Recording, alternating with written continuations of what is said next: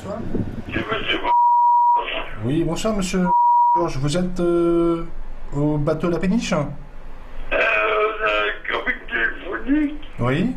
et puis bateau Picardie. Ok, vous êtes seul? Non, il y a mon frère. Il y a aussi votre frère, ok. Et monsieur est-ce qu'il est avec vous? Non, Non, ok. Bon bah écoutez, on vous note tous les deux. Et on sera à La Péniche d'ici 15 à 20 minutes, monsieur. d'accord, parce que il y a que moi puis mon frère. Ok. Bon bah écoutez, à tout à l'heure, messieurs. D'accord. À tout à l'heure. Bye. DOS 80, ça veut dire Union départementale d'accueil et d'urgence sociale. Donc, comme son nom l'indique, c'est une union d'associations qui intervient sur l'ensemble du département de la Somme. Au début, c'était un service d'accueil d'urgence, c'est-à-dire que le but était de proposer une réponse 24 heures sur 24, 7 jours sur 7, à toute personne qui se trouvait en détresse, et particulièrement en panne de logement ou d'hébergement. Et puis petit à petit, l'UDOS s'est développé avec un SAMU social qui, en 1994, est venu compléter l'action du service d'accueil d'urgence. Le SAU et le SAMU social sont tous les deux, l'un le jour, l'autre la nuit, destinataires du 115. C'est-à-dire quand on fait le 115, nous que ce soit dans le département, on tombe sur un salarié de l'UDOS qui va répondre. Oui, 115, bonsoir, c'est Chantal, SAMU social. 115, bonsoir. Oui, est-ce que c'est possible de venir le Vous chercher êtes parce que comme il est dehors? au bateau La Péniche? Oui, et lui, il est demandeur. Bah oui, bien sûr. Demandeur, c'est-à-dire? Bah, il a envie qu'on vienne le chercher. Oui, il est dehors, là, il est en train de se battre avec sa... Du moins, il est en train de se prendre la tête avec la copine, et puis apparemment, il va passer la nuit dehors. Ok, dans 10 minutes environ. Le temps de faire le trajet. D'accord. Bon, écoutez, je le note, hein, on passera le voir. Moi, c'est dans combien de temps? Attendez, là, il est 18h20, pas avant 19h, 19h15. Le 115, c'est deux équipes. Il y a une équipe de jour qui est fixe, qui reçoit les personnes et qui fait un peu le point sur leur situation. Et il y a une équipe mobile, c'est nous qui intervenons la nuit, donc le SAMU social, qui allons au-devant des personnes. Alors, soit c'est une première rencontre, elles nous ont appelés, ou des particuliers nous ont appelés, ou d'autres services nous ont appelés pour nous signaler qu'ils sont en difficulté sur la voie publique. Donc on va à leur rencontre pour leur proposer essentiellement un hébergement pour la nuit.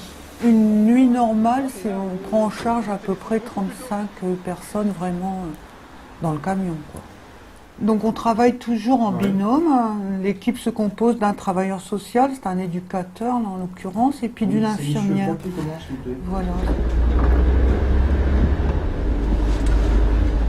Alors moi je comprends pas que à la fois le SAU. En même temps, toi, t'as l'âge de tout ça, de voir ta maman dans la journée. Ouais. Tu es capable de... Mais elle, ce qu'elle comprend, elle, en fait, c'est qu'elle veut me voir tous les jours. Moi, ça me dérange pas, mais après, j'ai ma vie à faire. Bah ouais, Et c'est bon, c'est pour ça, c'est quand elle me voit pas, elle est inquiète. Là, je veux bien comprendre. Et un jour ou l'autre, je vais devoir partir, je vais devoir faire ma vie, je vais devoir avoir une copine, avoir un boulot, faire ma vie. C'est pour ça, mais j'aimerais quand même la voir. Moins souvent. Bye.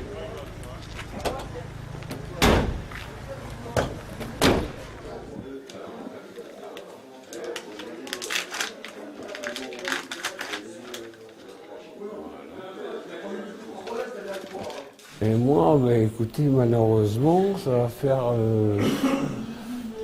presque un an, quoi. Je suis ici. Le matin, on se lève, et on se lève à 7h, il est 7h pile. On déjeune jusqu'à 8h, on a le droit. Et après 8h, on a les corvées, bien sûr, les corvitages, les couloirs sanitaires, tout ça. Et après, on peut partir, et les portes s'ouvrent à 17h le soir.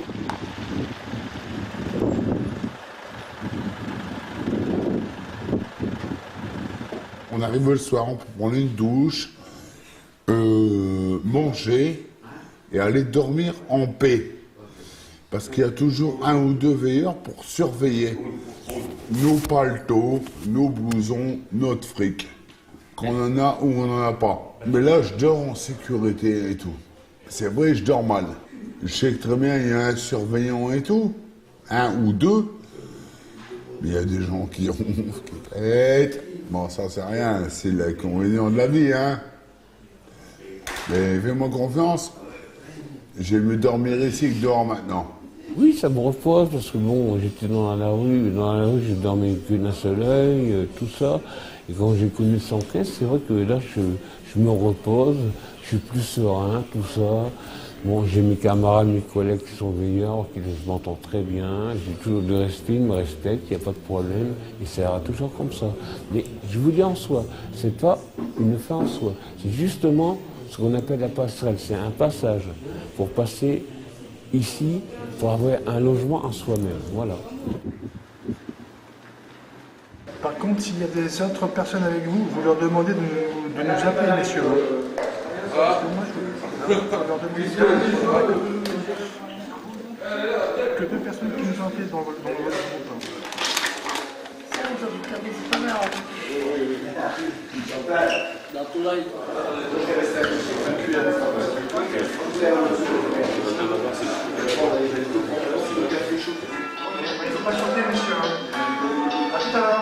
Tout le monde peut être à la rue. Même un avocat, un médecin, ça arrive à n'importe qui. Du jour au lendemain, ça peut tomber comme ça. J'ai quand même un CAP de comptabilité, une licence de français, une licence de droit. Et comme j'ai pas de logement, je peux pas trouver de boulot. Et je suis trop vieux à 50 ans. Voilà. L'accompagnement, il n'y en a pas, à part le SAU qui nous donne des bons d'hébergement. Mais ça dure qu'un temps. Moi, je sais pas, là, j'ai jusqu'au 17. Mais je sais pas si après le 17, est-ce que je vais pas me retrouver sur un banc? Je sais pas. C'est à leur bonne volonté. C'est ça qu'il faudrait savoir. Qu'est-ce qu'il faudrait faire? À Lilo, c'est plein. Plein de SDF. La balise, c'est plein. Avenue Friand, c'est plein. Ici, c'est plein. Moi, j'ai demandé d'être hospitalisé à Pinel. Il n'y a plus de place non plus.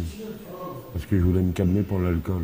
Parce qu'automatiquement, quand on est dehors, je vais vous le dire franchement, on tombe dans l'alcoolisme. Pas tous, hein. Il y en a qui ne boivent pas. Bon, moi, je bois. Et c'est presque une obligation? Vous êtes dehors à 9h du matin. Qu'est-ce que vous allez faire après? Jusqu'à 5h du soir. Dites-moi la réponse. On ne va pas boire de la limonade. Vous achetez une bouteille de limonade, ça coûte 1,50 €. Et une bière, ça coûte 40 centimes.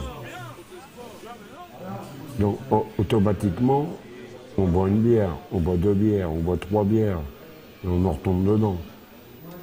Entre SDF, il n'y a même pas de respect. On se fait taper dessus, on se fait... je m'en fous de toute façon. Moi, j'attends qu'une chose, c'est la mort, de toute façon. J'attends que la mort. Alors, j'ai 50 ans, autant partir tout de suite, hein, puis c'est tout. Hein. Parce que c'est... Vous croyez que c'est une vie de vivre comme on vit, nous?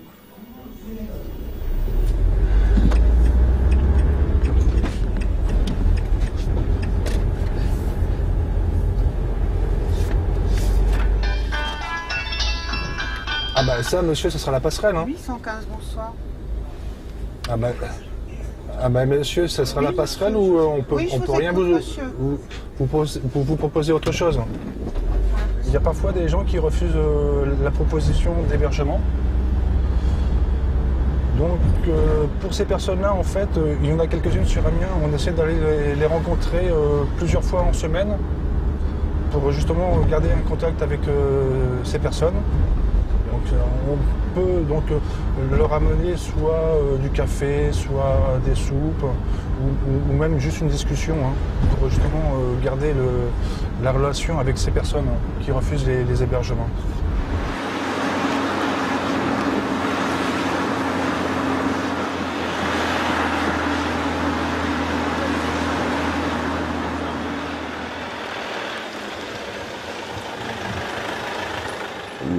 Le relais du SAMU social est pris par le service d'accueil d'urgence, donc en journée, c'est-à-dire qu'une personne qui est recueillie la nuit par le SAMU social sera vue systématiquement le lendemain par l'équipe du service d'accueil d'urgence et qui fera un entretien là plus approfondi et à la fois répondre à la demande d'urgence au sens strict, c'est-à-dire pourvoir à tous les besoins immédiats, mais en même temps aller plus loin et faire en sorte que la situation se stabilise, se consolide et que la personne revienne à une situation normale, entre guillemets.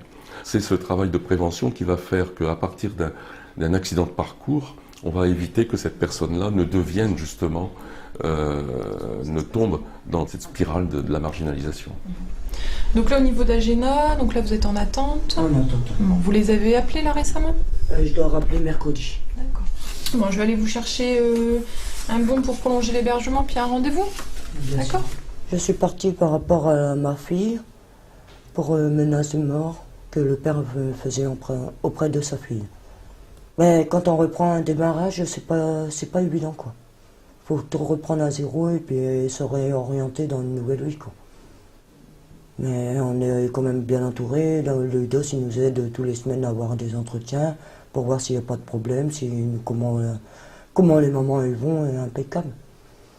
Et s'il y a le moindre souci, on a des psychologues, Mme Chouquet, qui nous reçoivent et puis ils nous donnent la route à suivre, quoi. Non, parce que selon les soucis qu'on a, on arrive quand même à se confier, faire quand même un certain travail envers les travailleurs sociaux d'ici, quoi. Faut quand même se mettre en confiance. Et s'ils voient qu'on est mal dans notre peau, c'est eux qui vont nous décontacter, et puis impeccable. Oui, alors il y a toutes sortes de situations qui sont accueillies chez nous. Ça va de la personne isolée, homme ou femme, jusqu'à des familles relativement importantes. Et une part importante de l'activité du service d'accueil d'urgence, justement, c'est l'accueil de familles, et essentiellement de femmes avec enfants. Après, on est parfois obligé, malgré tout, de faire une hiérarchisation dans les situations de détresse. Il y a aussi des demandes qui ne sont pas, à nos yeux, des situations d'urgence. Ce qui peut expliquer, dans certains cas, des refus de prise en charge de notre part. Ouais. Et quand je vois que j'y arrive pas, j'ai quand même le 24 qui m'aide aussi. Le 24, c'est le foyer que je suis hébergé actuellement. En quoi il vous aide, par exemple? Sur l'éducation des enfants, faire comprendre que dans la vie, le collège c'est obligatoire, que les études, il y a le lycée derrière et qu'il faut qu'ils passent l'examen et tout ça. Et puis ce qui m'apporte de l'UDOS, c'est qu'ils m'ont appuyé pour pouvoir avoir mon indépendance auprès d'Agena. Au 24, on n'a qu'une malheureuse chambre pour nous 4. Et qu'à Agena, j'aurai un studio mais avec plusieurs pièces. Et là-bas, j'aurai les éducateurs, une assistante sociale en cas de souci pour les gamins. Et puis une personne qui va m'aider à me retrouver un emploi dans les cantines, quoi, ou une formation. Mais ils ne me lâcheront pas tant que je n'aurai pas mon emploi ou ma formation.